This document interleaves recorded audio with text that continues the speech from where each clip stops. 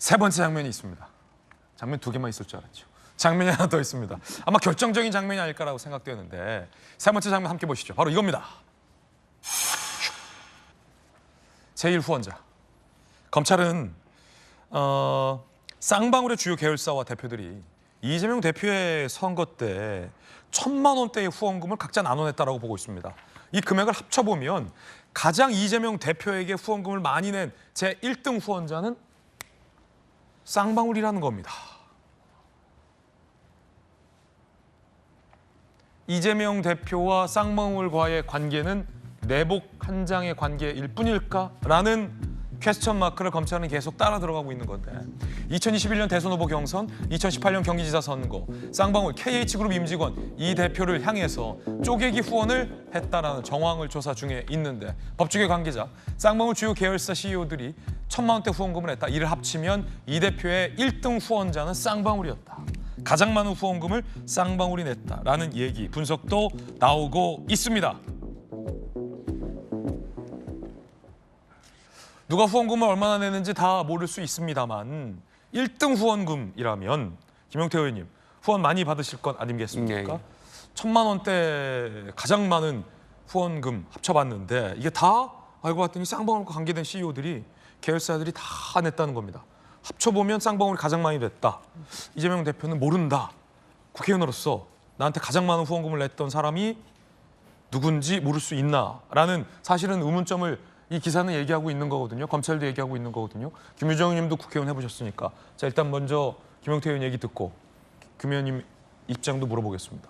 그러니까 뭐 모를 수도 있었다라고는 저는 개인적으로 생각해요. 왜냐하면 저 같은 경험에도 비추어 봤을 때 선거 때나 뭐 지금이나 후원금을 받을 때 선의로 내시는 분들도 계시고 제가 또 선거 과정에서 바쁘다 보니까 후원자 목록들 다 못 볼 때도 많기 때문에 몰랐을 수도 있겠다라고 생각하지만 제 경험에 비추어 봤을 때는 저는 그래도 후원자 목록을 갖고 와 달라고 말씀드리거든요. 감사한 분들인 거잖아요. 왜냐면 누가 나한테 후원했는지. 예. 물론 소액을 후원하신 분들도 감사하지만 특히 더 눈길을 가는 건 이제 고액 후원자분들에 대한 것들이 또 눈길이 가는 거잖아요. 그렇죠. 혹시나 이분들이 저한테 무슨 대가를 바라고 저한테 후원했을지 돌려줘야 이런 걸- 되거든. 예. 그래서 저희 보좌관이나 아니면 후원회 회계라든지 이런 분들한테 이게 어떤 관계에서 들어왔는지 좀 알아봐 달라고도 말씀하기도 하고 그래서 혹시 그런 것을 염두에 두고 하신 거에 대해서는 받지 말아달라고 이제 권하기도 하거든요.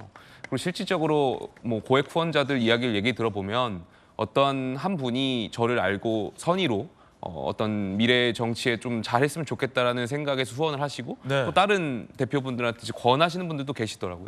그런 차원에서 이루어졌던 건데 이번 사건은 조금 이례적인 것이 이제 쌍방울 CEO분들이 많이 냈다는 거 아니겠습니까? 그러니까 왜 그렇게 냈는지에 대해서는 저희가 이제 알 방법이 없다 보니까 여기에 대해서는 조금 더 수사나 이런 걸 좀 지켜봐야 되지 않을까 생각됩니다. 김유정 의원님 1등 후원 가장 많은 후원금을 낸 게 공교롭게 다 합쳐보니까 쌍방울이더라. 네. 김유정 의원님. 저 같은 경우는 이제 소액 다수 후원을 많이 받았고요. 그게 의미가 있죠 사실은. 예, 전체 액수도 뭐 그렇게 엄청나지 않았기 네. 때문에 뭐 특별하게 기억나는 후원자도 없었고요. 또 같이 당시에 뭐 의원하고 했던 의원님들 중에서는 10만 원까지만 받는 의원들도 많으셨어요. 맞아요. 예. 예, 10만 원 내면 다 돌려받을 수 있잖아요. 뭐 10만 원 이상 보낸 분한테는 돌려보내기도 하고 이렇게 했었는데 대체적으로 이 정도 고액의 후원자를 모를 수는 없어요. 모를 수는 없다. 예, 절대로 모를 수 없다고 생각합니다.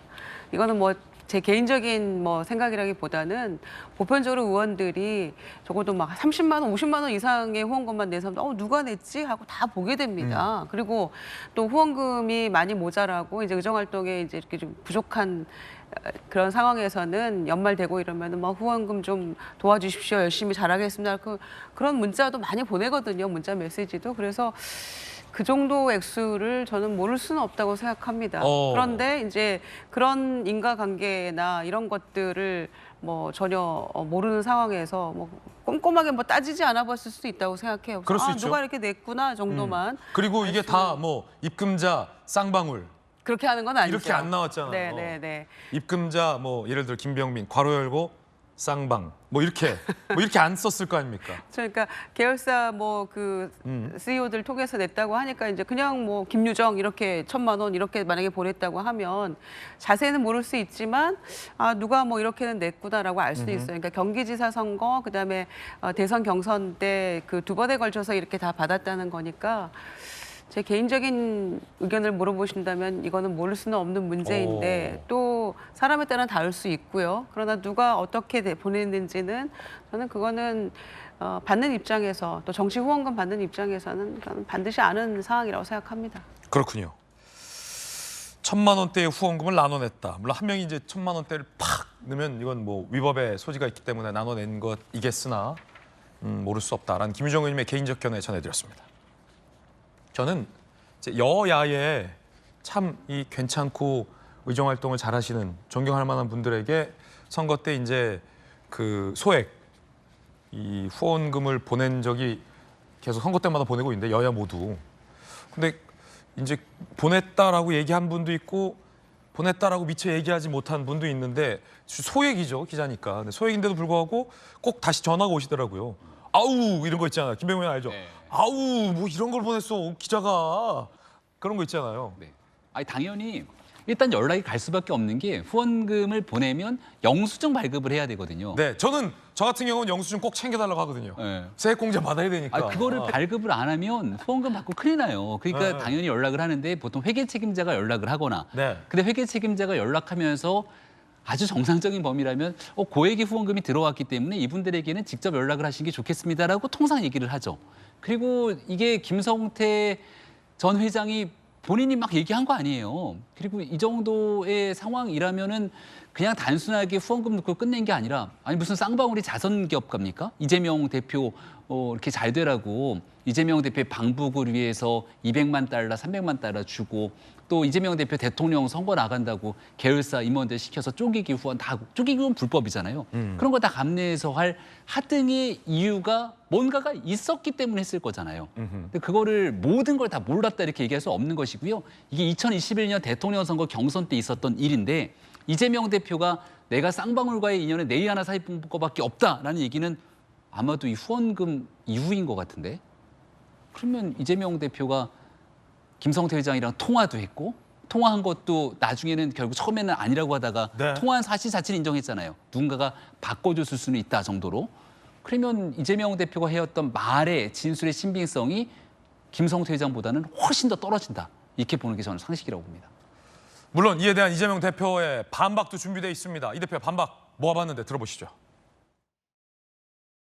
제가 검사에게도 질문했지만 북한에 방문해서 사진 한 장 찍어보겠다고 생면부지 얼굴도 모르는 조폭 불법 사채업자 출신의 부패 기업과 함께 100억이나 되는 거금을 북한에 대신 내주라고 하는 그런 중대 범죄를 저지를 만큼 제가 어리석지 않습니다. 쌍방울과 이재명은 대체 무슨 관계입니까? 나도 모르겠어. 뭘 알아야 내가. 제가 전에 그랬죠. 내가 인연이라면 내이 사입은 거. 저는 김성태라는 분 얼굴도 본 일이 없거든요. 아, 여기 누가 그 쓰셨네. 확 지나갔는데 내복 사입은지. 법원에선 이제 대표님이랑 이제 김성태 전 회장이랑 통화를 했다고 주장하고 있는데 이에 대해서는 어떻게 생각하시나요? 그래요. 좀 가십시다. 이재명 대표가 기소된 다음 날 당무에 불참해서 관심이 모아지고 있습니다. 당무에 왜 불참했을까요? 어제였죠. 대북선거 관련 기소 다음 날인데 의원총회 등 공식 당무 일정을 돌연 취소했습니다. 당대표실은 비공개 일정이 생겼다라고 밝혔고요. 기소 관련 대응책을 마련하기 위해 하루 시간을 비운 건 아니겠느냐라는 당 관계자들의 관측이 나오고 있습니다. 자, 그런데 저렇게 돌연 당무 일정을 취소하면서 유튜브에 글은 게시했습니다. 이재명이 불법 사채 도박 주가 조작 전과자 조폭 출신 부패 사업자와 짜고 800만 불을 북한에 줬다고 라며 왜? 라고 이재명 대표 본인의 반박 글이죠. 나는 저런 나쁜 사람하고는 모른다. 박찬원 대표가 앞서 그랬죠. 당대표가 너무 착하다. 너무 착한 당대표는 저런 나쁜 조폭 출신 기업인과는 모른다라는 취지의 반박 글을 올리기도 했습니다. 그러면서 이재명 대표가 변호사 7명을 선임했습니다. 자, 역시나 박균택 의원이 들어가 있군요. 이승엽, 김종건, 이태영, 김희수, 조상호 변호사 들어가 있군요. 전석진 변호사. 모두 이 대표의 재판을 수임했던 경험이 있는